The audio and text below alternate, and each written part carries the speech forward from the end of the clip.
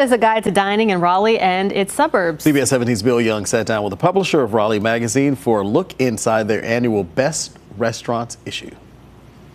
It's a new month, and that means a new issue from our media partner, Raleigh Magazine. Publisher Gina Stevens joining me. Always good to see you, Gina. Thanks for having me. And I got to tell you, I know that I shouldn't pick favorites, but this is probably my favorite issue of the year.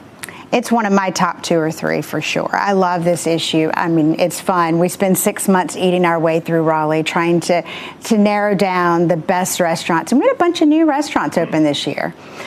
This cover girl is from East End Bistro, which is just, if you haven't been, you should go. It's fantastic. It's beautiful.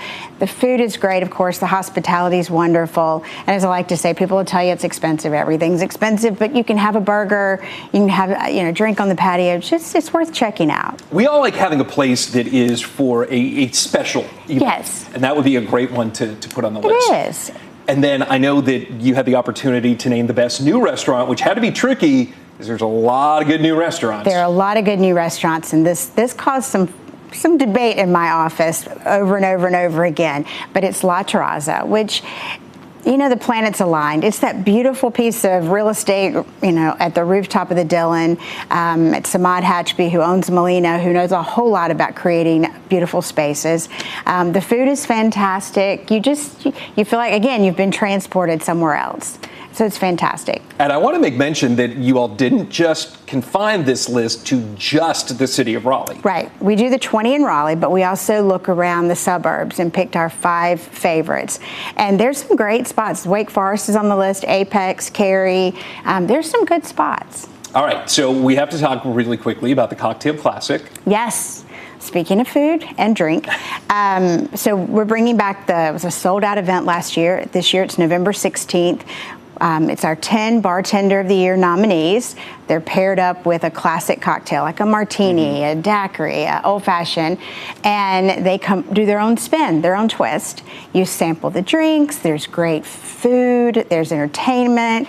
There's even a glam and glow room for the ladies. There's going to be a little shopping this year, but everything's included, even a ride share voucher so you can get there and get home safely. And just a few seconds left here, but we got to make sure that we touch on what is one of the most debated topics right now in Raleigh. What's going to happen to Red Hat? Yes. And what I like to say is, we're in the media. We're not supposed to take a stand on anything. But when something is going to be catastrophic for downtown or catastrophic for the city, I mean, you're talking about 26 shows last year, $17 million in economic impact, 52 shows this year. And literally, it's a vote to close 1 block of South Street. And the council's still divided. Public hearing is open on the 10th and the decision's on the 17th. And as I tell my friends, it's an election year. Make sure that who represents you knows exactly how you feel. And even if you're not a concert goer, if you don't like it, you like the small businesses that are downtown. They will go away. Okay. Always good to be informed. And where do we pick up the magazine? You can pick it up around town. You can subscribe, RaleighMag.com, and we'll mail this copy to you. I love it. Gina, always good to see you. Thank you.